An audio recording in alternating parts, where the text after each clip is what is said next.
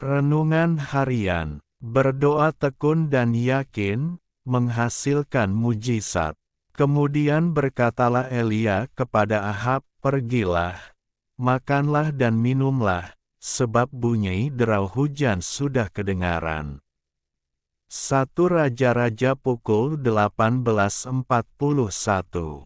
Elia tidak melihat adanya tanda-tanda akan turun hujan ketika ia berkata kepada Ahab bahwa akan segera turun hujan. Apa yang Elia ucapkan ini merupakan suatu nubuatan bahwa ia sangat percaya sesuatu akan terjadi, sekalipun tak melihat sedikit pun adanya tanda-tanda akan turun hujan. Harapannya kepada Tuhan begitu kuat. Karena itu Elia tekun berdoa memohon kepada Tuhan agar hujan dicurahkan ke atas bumi. Ketekunan Elia dalam berdoa itu tersirat dari pernyataan Alkitab yang mengatakan bahwa setelah 7 kali dia berdoa, barulah tampak ada tanda kecil, yaitu awan kecil sebesar telapak tangan timbul dari laut. Ayat 44. Kalimat, setelah 7 kali berdoa, menunjukkan suatu doa yang dilakukan secara terus-menerus, tiada berkeputusan, sampai sesuatu terjadi. Maka ketika melihat ada awan kecil, iman dan pengharapan Elia semakin diteguhkan, meski secara logika tak mungkin awan sekecil telapak tangan dapat menurunkan hujan. Elia percaya bagi Tuhan tidak ada perkara yang mustahil. Doa yang dinaikkan dengan iman pasti menyentuh hati Tuhan dan menggerakkan tangannya untuk bekerja, maka dalam sekejap mata langit menjadi kelam oleh awan badai. Lalu turunlah hujan yang lebat, ayat 45a. Tuhan sanggup mengubah hal kecil, awan setelapak tangan, menjadi sesuatu yang besar, hujan lebat. Doa orang yang benar, bila dengan yakin didoakan, sangat besar kuasanya. Yakobus pukul 5:16b. Untuk mengalami kuasa dan mujizat Tuhan kita harus memiliki pikiran Kristus. 1 Korintus pukul 2:16b artinya berpikir seperti Kristus berpikir, pikiran yang dipenuhi firman Tuhan, sehingga semua yang benar, semua yang mulia, semua yang adil, semua yang suci, semua yang manis, semua yang sedap didengar, semua yang disebut kebajikan dan patut dipuji. Filipi 4:8, itulah yang memenuhi pikiran kita. Yang mustahil akan menjadi mungkin bila kita berdoa dengan tekun dan penuh iman kepada Tuhan. Dibuatnya padang gurun menjadi kolam air, dan tanah kering menjadi pancaran-pancaran air. Mazmur 107:35. Tuhan adalah sumber mujizat. Karena itu berdoalah dengan tekun dan penuh iman kepadanya. Ilustrasi, kursi kosong di baris depan. Seorang pria sukses baru saja memenangkan penghargaan tertinggi dalam bidang industrinya. Saat ia berdiri di atas panggung di sebuah gedung pertunjukan mewah, sorot lampu kamera menyilaukan matanya. Ribuan orang berdiri memberikan tepuk tangan. Namanya diteriakkan, ia dianggap sebagai pahlawan baru di kotanya. Namun, di tengah hiruk-pikuk itu, mata sang pria hanya tertuju pada satu kursi kosong di baris paling depan.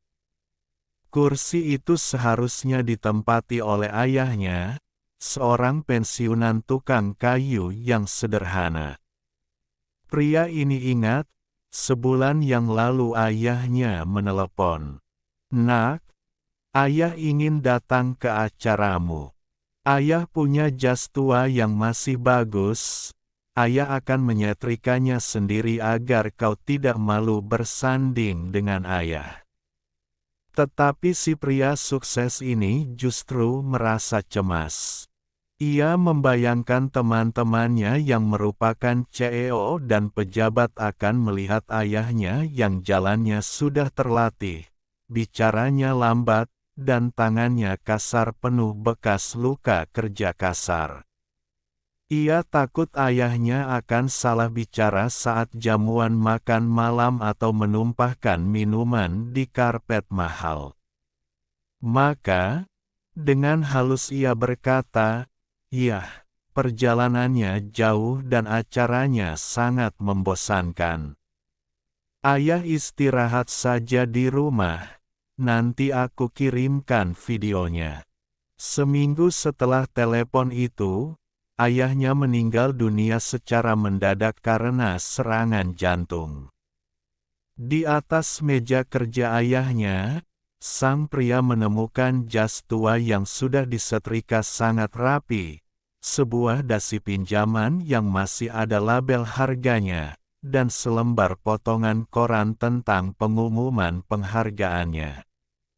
Di panggung itu, saat ia memegang piala emas yang berat, pria itu menyadari sesuatu yang menyakitkan. Ia telah menukar kehadiran orang yang mencintainya tanpa syarat dengan pendapat orang-orang yang bahkan tidak peduli padanya. Ia memiliki piala itu, tapi ia kehilangan saksi paling berharga dalam hidupnya hanya karena ia takut terlihat kurang sempurna. Seringkali kita hidup untuk penonton yang salah.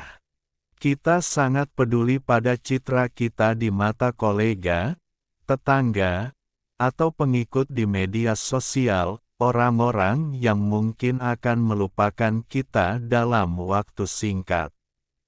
Demi menjaga gengsi dan terlihat hebat di mata mereka, kita seringkali mengabaikan, menyembunyikan, atau bahkan mengorbankan orang-orang terdekat yang tulus mencintai kita. Kita malu membawa orang tua yang sederhana ke lingkungan mewah kita. Kita malu menunjukkan pasangan yang apa adanya di depan teman-teman elit kita. Kita berusaha menutupi akar kita agar terlihat seperti pohon yang megah. Ingatlah, pada akhirnya, saat lampu panggung kehidupan padam dan tepuk tangan berhenti, orang-orang hebat itu akan pulang ke rumah mereka masing-masing. Hanya keluarga dan orang-orang tuluslah yang akan tetap ada. Jangan sampai kamu memiliki dunia di tanganmu, tapi memiliki kursi kosong di hatimu karena kamu terlalu sibuk menjaga gengsi. Hargai mereka yang ada saat kamu masih bukan siapa-siapa, sebelum mereka menjadi kenangan yang paling mahal untuk dibayar kembali. Apa gunanya seorang memperoleh seluruh dunia tetapi kehilangan nyawanya? Dan apakah yang dapat diberikannya sebagai ganti nyawanya? Matius pukul 16.26